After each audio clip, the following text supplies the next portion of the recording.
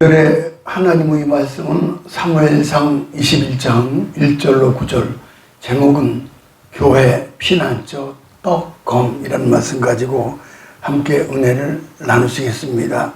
미국 뉴욕 근교에 유태인 학살 기념관이 있습니다. 제2차 세계대전 중 나치 독일에 의하여 600만 명의 유대인들이 학살당한 이를 기리는 기념관인데, 학살 현장의 사진이나 기사나 기타 증거의 자료들이 있습니다. 기념관 한쪽에는 그런 대학살을 피해서 살아난 유태인들에 대한 자료를 따로 전시해 놓은 방도 있습니다. 거기에는 생존자들의 명단이나 사진 등이 있었고, 특히 그들을 도와준 사람들의 이름이 기록되어 있습니다. 우리가 잘 아는 영화 나왔던 신들러라는 분이 리스트를 작성을 해서 생존됐죠. 공포의 도가니 속에서 정말 눈물겨운 인간애가 곳곳에서 용감하게 발휘되었음을 실감할 수가 있습니다. 숨어있는 유대인들이 마루 및 지하실로 매일 밀어넣어주는 감자 털이 그야말로 생명양식이 되었던 거죠. 그들이 끊어준 중립급 스위스행 기차표 한 장이 문자 그대로 생명의 길처럼 여겨졌던 것입니다. 오늘 본문에 다윗에게 바로 그런 도움의 손길이 절실히 필요했던 때가 있습니다. 그것이 본문의 배경입니다. 다윗은 사울왕의 사르이가 명백해지면서 졸지에 갈 곳이 없고 의지할 거 없는 도망자 신세가 되고 말았습니다. 얼마 전까지 한창 뜨던 영웅으로서 백성들이 연호하기를 사울은 천천히요 다윗은 만만이다. 결국 사울왕의 시기로 인해 출세의 가도를 달리던 다윗은 목숨을 겨우 부지하는 신세로 전락하게 되었습니다. 하지만 다윗의 인생의 최악의 시기가 시작되는 순간부터 하나님께서는 놀라운 도움을 그에게 베풀어 주셨죠. 그 어떤 환난 중에도 전능자의 손길이 다윗의 도망 시절 첫 순간부터 그와 함께 해주시기를 시작했던 거죠. 오늘 말씀은 다윗이 15번 피신의 이야기 중 가장 먼저 노베에 있던 제사장 아히멜렉에 도피하는 그런 이야기입니다. 왜 다윗은 그의 피난처인 첫 번째 장소로 노브를 선택을 했습니까? 우선 노브이 어디 있는지 알 필요가 있습니다. 노브는 지금 예루살렘 북쪽으로 약 4km 떨어진 곳으로 조금 높은 지역에 위치하고 있습니다. 그림을 좀 이제 여기 예루살렘 있고 노비 있죠. 그래서 언덕 작은 산당이라는 뜻을 가지고 있는데, 지금까지 이스라엘은 성소의 법궤는 실로에 있었습니다. 실로에. 약 350년 가까이 실로에 있던 성소가 사사기 시대의 블레셋 공격으로 완전히 파괴됩니다. 그래서 조금 더 안전한 내륙 지역인 예루살렘 쪽으로 이사 오게 된 거죠. 그래서 이곳에서 솔로몬이 성전을 지을 때까지 임시로 성전 역할을 하게 됩니다. 성전이 있으니까는 제사장도 있고 또 진설병도 있고 동물의 희생 제사가 있었습니다. 우리네 인생길은 사면초가 같은 궁지에 몰려 어떻게 빠져나가야 할지 막막한 경우를 당할 때가 많이 있습니다. 이 시간 주신 말씀을 통해서 하나님께서 환난당한 성도들을 어떻게 도와주고 계시는가를 함께 상고하고자 합니다. 그 안에는 진설병도 있었죠. 이제 태버네클이라고 하는 성막에는. 그러면은 첫 번째, 교회는 피난처이며 섬기는 곳이다. 그러니까 여기서 말하는 태버네클, 성막, 성전, 교회 다 같은 뜻입니다. 교회는, 성전은 피난처이며 섬기는 곳이다. 1절 상반절을 가볼까요? 다윗이 노베 가서 제사장 아히멜렉에게 이르니 아히멜렉이 떨며 다윗을 영접하여 그랬어요. 다윗이 사울을 피해 왜 노브로 가장 먼저 달려갔습니까? 답은 분명하죠. 그는 하나님의 성막이 있었기 때문에, 곧 성전이 있었기 때문에 그런 거죠. 다윗은 일생 성전을 사랑했습니다. 시편에 보면 다윗이 성전을 사모하는 이야기가 많이 나오죠. 시편 84편 1절 가볼까요? 만군의 여호와여, 주의 장막이 어찌 그리 사랑스러운지요. 내 영혼이 여호와의 궁정을 사모하여 쇠약하며 내 마음과 육체가 살아계신 하나님께 부르짖나이다. 주의 궁정에서 한 날이 다른 곳에서 첫날보다 나은즉 악인의 장막에 사는 것보다 내 하나님의 성전 문지로 있는 곳이 좋사오니. 이렇게 성전을 사모했기 때문에 그 경황중에도 다윗은 높 땅으로 가장 먼저 달려간 거죠.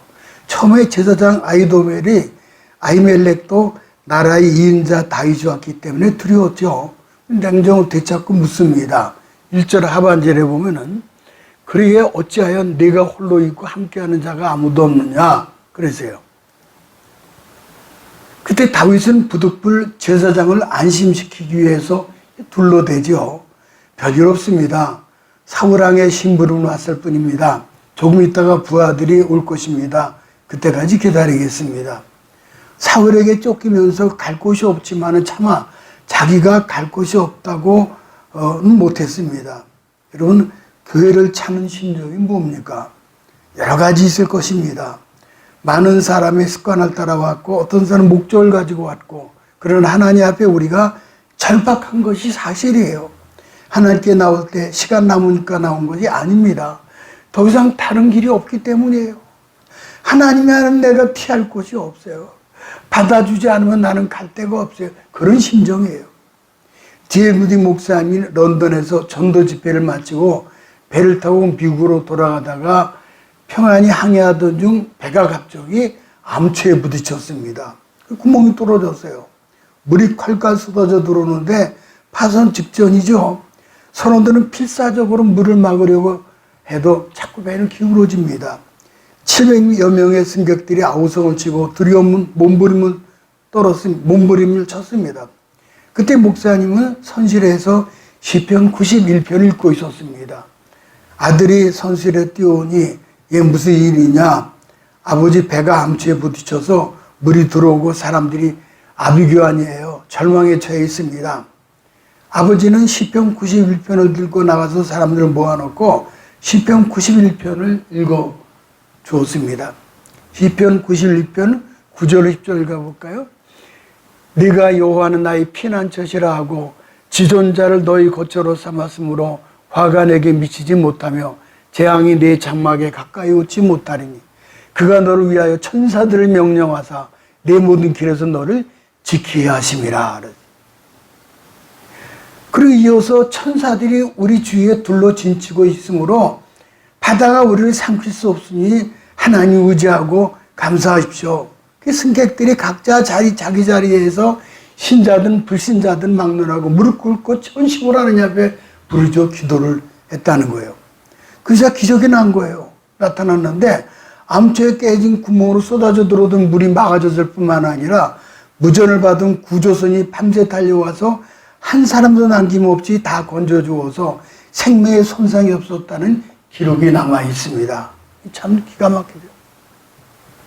하나님 천군천사로 도와주세요. 교회가 사람들에게 실망을 줘도 여전히 사람들은 하나님을 교회를 찾고 있습니다. 다윗을 환대하는 제사장 아히멜렉의 태도를 다시 보면은 떨매라는 말이 나옵니다. 떨었다 그랬어요. 아히멜렉이 떨었어요. 제사장 아히멜렉이 갑자기 다윗 왕이 나타나자 떨었던 거죠. 근데 이 말은 우리말의 느낌과는 조금 다릅니다. 히브리어로 에레드라는 말은 낮게 엎드렸다는 말이에요. 이 말에서 아르드 요르단, 즉 아래로 흘러가다는 뜻이 나옵니다. 그러니까 아랫사람이 윗사람에게 몸을 눕혀 경배하고 고개를 숙이는 거예요. 이 말이 똑같이 쓰인 것이 창세기 18장 2절에 나오죠. 천사가 아브람을 방문했을 때 그가 천사들 앞에 엎드렸죠. 창세기 18장 2절을 가볼까요? 그가 그들을 보자 곧 장막문으로 달려나가 영접하며 몸을 납혀 몸을 땅에 굽혔다 그랬어요. 이 모습이죠. 여기 영접하며 몸을 땅에 굽혔다는 말은 예레드라는 말인데 몸을 납작 낮추어서 엎드린 거예요. 이 제사장의 모습을 보면서 교회가 무엇인가를 생각할 필요가 있습니다. 교회는 성도에게 엎드리는 거예요. 엎드리는 거. 성도들이 교회에 오는 것은 당연하다고 생각해서는 안 됩니다.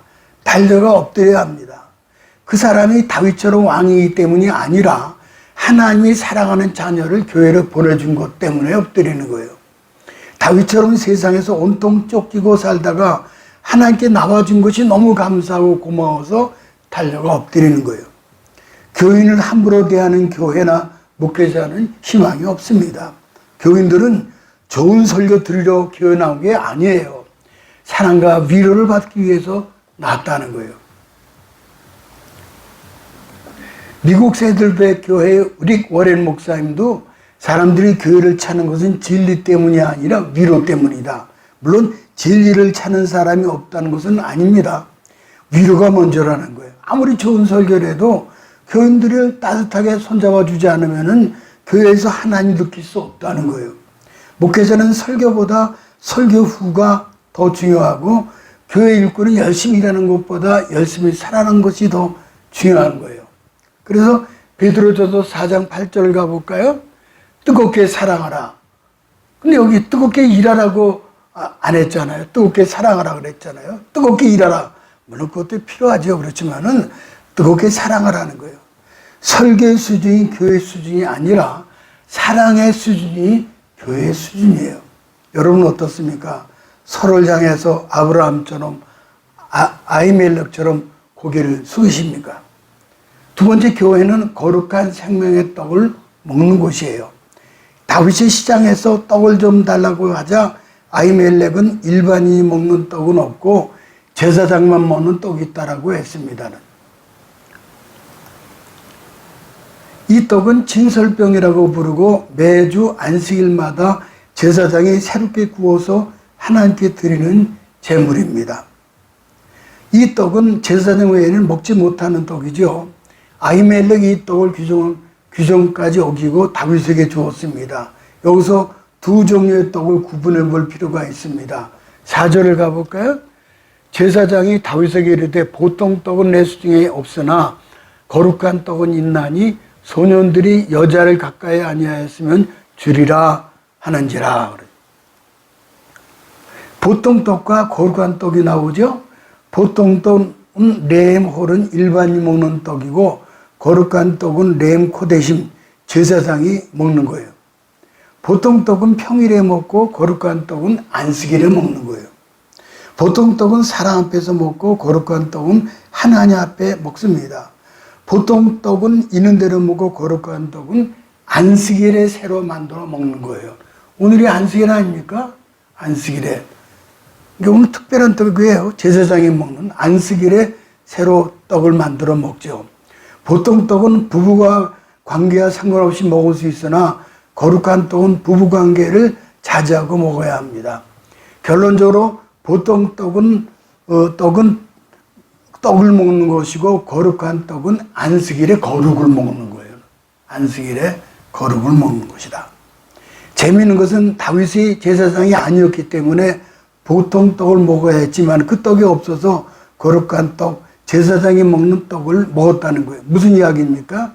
교회는 다만 위로만 받는 것 그 이상이라는 거예요. 세상 살기 힘들어서 교회 나온 것도 맞지만은 단지 위로만 받기 나온 것이 아니라는 거예요. 교회 오는 사람은 교회가 목회자가 엎드려 환영해야 하지만은 다만 환영받기 위해 교회 나온 것이 아니라는 거예요. 교회는 위로 이상이라는 거예요. 교회 안에서 우리가 도란도란 사랑해야 하는 것도 맞지만은 교회는 사랑 이상이 있어야 되죠. 교회는 행복해야지만은 행복하기 위해 나온 것이 아니라는 거예요. 교회는 행복을 넘어서 거룩으로 가는 세상의 유일한 기관이에요. 거룩으로 가는 세상의 유일한 기관이다. 위로받기 위해서라면 거룩한 떡을 먹을 필요 없어요. 보통 떡을 먹으면 됩니다. 행복을 위해서라면 굳이 제사장이 먹는 떡을 먹을 필요가 없죠. 그런데 다윗이 일반인이었음에도 불구하고 제사장이 먹는 레헴 코데시, 즉 거룩한 떡을 먹었죠. 이것이 중요한 상징입니까? 왜 중요합니까?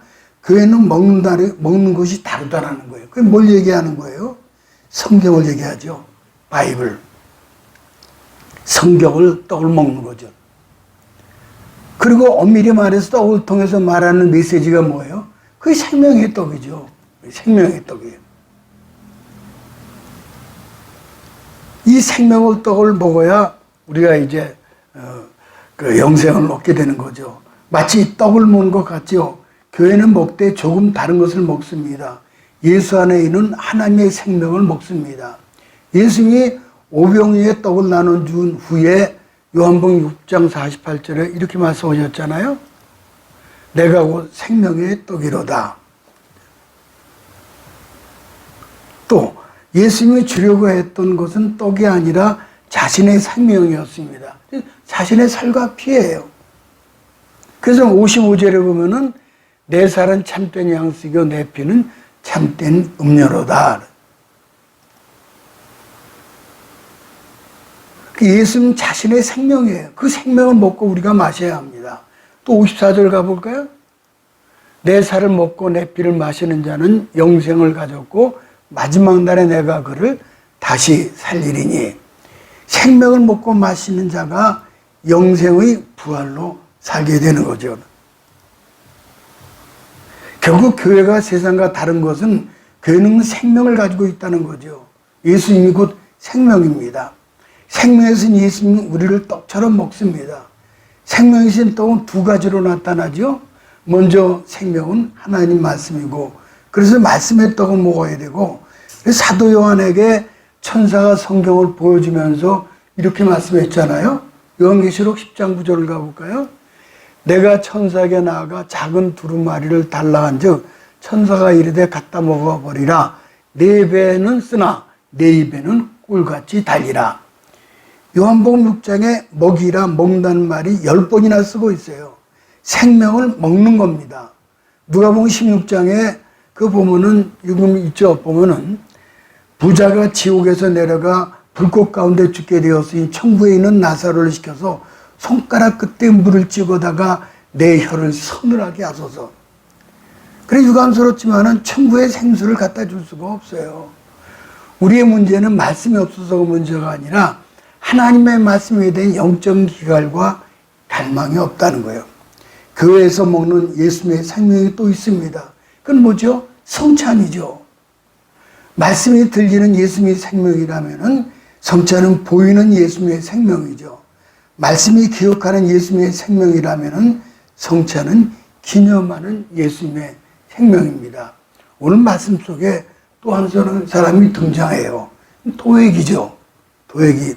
7절 가볼까요? 그날에 사울의 신 한 사람이 여호와 앞에 머물러 있었는데 그는 도액이라고 이름하는 에돔 사람이요 사울의 목자장이었더라. 도액. 도액은 사울의 비밀 첩보원이었어요. 근데 그가 여호와 앞에 머물러 있었다고 했습니다. 그런데 그가 어떤 일을 했습니까? 다윗을 사울에게 밀고하여 제사장 85명을 죽게 한 것이 시편 52편의 내용이에요. 왜 그렇게 되었습니까? 하나님 앞에 겉으로만 있었지만 그 속으로는 하나님 마음이 없었던 거예요. 역사적으로 교회를 망친 사람은 교회 밖 사람들이 아니라 교회 안에 있는 사람들이 교회를 망친 거예요. 이런 사람들이 2000년 교회사 안에 있었고 지금도 우리 안에 있는 거예요. 우리 안에 두 사람이 있죠? 한 사람은 다윗이요 또 한 사람은 도액입니다. 우리는 날마다 우리 안에 있는 다윗을 살리고 도액을 죽여야 합니다. 내쫓아야 합니다. 남을 주류하지 하지 말고 자기 안에 있는 살인자 도액을 죽여야 합니다. 교회는 위로 이상입니다. 교회는 행복을 넘어서 골고루 나가는 거죠. 마지막 세 번째 교회는 세상으로 갈 때 검을 가져야 한다 그랬어요. 8절 가볼까요? 다윗이 아히멜렉에게 이르되 여기 당신 수중에 칼이 없나이까 왕의 일이 급함으로 내가 내 칼과 무기를 가지지 못하나이다 하니 다윗은 제사장에게 검을 달라고 요청합니다. 왜 다윗은 칼을 달라고 했습니까? 그래 이제 성전을 떠나 사울 왕이 있는 땅으로 가야 합니다. 즉 24시간 다윗을 죽이려고 덤비는 땅으로 가야 되는 거죠. 다윗은 이에 대하여 자신을 방어하고 필요하면 공격도 할 수 있어야 합니다. 그럼 무기가 필요한 거죠. 제사장 그 말을 듣고 골리앗의 칼이 있음을 기억을 합니다. 9절 가볼까요? 제사장이 이르되 네가 엘라 골짜기에서 죽인 블레셋 사람 골리앗의 칼이 보자기에 쌓여 에봇 뒤에 있으니 네가 가지라. 다윗이 그 같은 것이 또 없나니 내게 주소서. 그 같은 것이 또 없나니. 즉 그만큼 좋은 것이 또 어디 있겠습니까? 만성맞춤이죠. 다윗은 그 칼을 이미 알고 있었죠. 자신 그 칼로 골리앗을 죽였기 때문입니다. 그렇게 해서 다윗은 그 칼을 가지고 그것을 떠납니다. 세상은 험난하고 살벌하여 마치 전쟁터 같으므로 영적 싸움에 검, 칼, 도구가 필요합니다. 교회를 떠나는 성도들에게 무기를 주어서 보내야 합니다. 그것이 바로 영적인 검이에요. 로마에 가면은 커다란 벽화가 하나 있는데 왼쪽에는 베드로, 오른쪽에는 바울이 있어요. 이 그림을 잘 보게 되면 어떻죠? 베드로는 열쇠를 들고 있고 바울은 검을 들고 있어요. 참 상징적이죠. 결국 교회는 두 가지가 필요합니다. 하늘을 향해서는 청룡 열쇠를 가지고 있고 세상을 향해서는 승리의 칼을 가져야 된다는 거예요. 이 두 가지가 다 꼭 필요합니다. 근데 중요한 점이 이거예요. 골리앗의 칼은 이미 골리앗을 이긴 칼이에요. 좀 끔찍하지만은 소년 다윗이 칼로 골리앗을 목베인 장면이죠. 좀 징그럽지만은 좀 볼까요? 목을 베는 모습이에요. 이보세요. 다윗이 골리앗의 칼로 목을 베죠. 이제 그 칼을 가지고 이제 나가죠. 이제는 이제 장성했으니까 다윗이. 자, 그러니까 그 칼이 바로 골리앗의 칼이었죠. 이미 이긴 거예요. 승리했어요.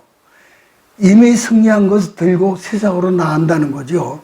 예수님 이미 승리한 것을 우리는 이렇게 말씀하시죠. 예수님께서 요한복음 16장 33절에 보면은 세상에서는 너희가 환난을 당하라 담대하라 내가 세상을 이겼노라. 우리는 한 번도 안 싸워봐서 이길지 질지 모르는 싸움하는 것이 아닙니다. 이미 이긴 싸움은 싸우는 거예요. 다 이루었다. 테텔레스타이. 십자가 달리신 분이 승리하신 거예요. 우리도 건강에 물질에 인생사 모든 일에 반드시 승리할 것입니다. 여호와 니시, 여호와 이레, 여호와 라파 반드시 승리하죠. 우리 비전교회가 그런 교회가 되기를 기도하시기 바랍니다.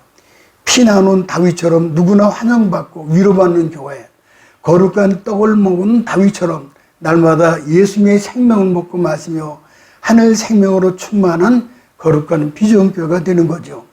세상으로 나갈 때 승리하신 예수님을 따라 말씀의 검, 성령의 무기로 무장해서 승리하는 교회가 되길 소망합니다. 세계 제2차 세계대전 당시에 버마의 밀림 속에 한 영국군 작은 부대가 일본군 일개사단에 의해 완전히 포위를 당했습니다. 일본군에 포위를 당해버렸어요. 일본군은 도관에든지 어떤 영국군이 곧 항복할 수 없을 것이라고 자신만만했습니다. 의외로 영국군의 방어력은 날이 갈수록 더 강해지고 오히려 일본군의 전력이 약해졌습니다. 그 이유는 그들은 하나님의 도우심을 구하며 예배와 기도를 드렸습니다. 이 모습 보세요. 적은 숫자예요. 한 중대병 병력밖에 안 되는데 이 일본군은 일개 사단이 되는 거고요. 근데 이들이 뭐 했습니까? 예배를 드린 거예요. 그러자 영국군은 하늘에 열리면서 하늘에서 낙하산이 그 공수가 되는 거예요. 식량과 탄약을 지원받게 되죠. 이렇게 예배를 드리고 나니까 하나님이 하늘문을 열어주신 거예요. 그러자 영국군은 하늘에서 낙하산 공수를 통해서 식량과 탄약을 이제 지원받습니다. 그러나 일본군은 보급이 끊어졌기 때문에 스스로 포위를 뚫고 퇴각할 수밖에 없어요. 비록 영국군은 죽을 각오를 함께 싸우는 전우들이 곁에 있었습니다. 저는 전쟁터를 다녀와서 이 그림 잘 보세요. 전쟁터에서는요, 바로 옆에 있는 저는 나하고 생명이 똑같은 거예요. 왜냐하면 서로 둘이서 등을 맞대고서는 약상 경계하거든요. 또 너무 졸리면 한 사람 졸면은 한 사람 지키고 있고. 이 군대에서는 이런 거예요. 교회도 마찬가지예요. 우리 교회 작은 교회지만은요, 작은 부대지만은 서로 중보기도 해주고 서로 기도해요, 기도. 중보기도 해주고 막 그냥. 이러면 이게 이기는 거예요, 이게. 이게 참 얼마나 이제 아름다운 모습이에요. 죽을 각오로 함께 싸우는 전우리들이 곁에 있는 거예요. 우리 비정병어들이. 거기다가 사방팔방으로 포위하고 믿는 적군조차 막을 길이 없는 하늘문을 통해서 무한정 보호를 받고 있었던 까닭에 영국군의 승리를 거둘 수 있었다는 거죠. 이거 시가합니다, 이게. 하나님께서 인생길에 도피된 자 성도들을 환난과 공고에 의해서 사방팔방으로 포위당한 당신의 백성들을 그처럼 하늘문을 열고 도와주셔요. 낙심하지 말고 절망하지 말고 위에 하늘문을 바라보시기 바랍니다. 여기서부터 내려오는 거예요. 온갖 빛들의 아버지께서 온갖 것들이 다 내려와요. 진설병 따뜻한 떡으로 먹여주시고 필승의 검을 하늘문을 열고 공급해 주시고 무장시켜 주는 거죠. 그러니 아무리 원수가 우리를 에워싼다 할지라도 내 곁에 사선을 함께 넘는 그리스도인 전우가 있다면은 위로부터 내려오는 여호와 일의 도우심이 있다면은 우리는 반드시 백전백승하게 되는 거죠. 부디 교회라는 피난처에서 사랑의 떡과 섭리의 칼로 도와주시는 여호와를 의지함으로 어떤 죽음의 고비에도 새 생명 가운데 일어나 끝내 부활로 승리하는 우리 비전의 성도들 되시기를 주님의 이름으로 축복합니다.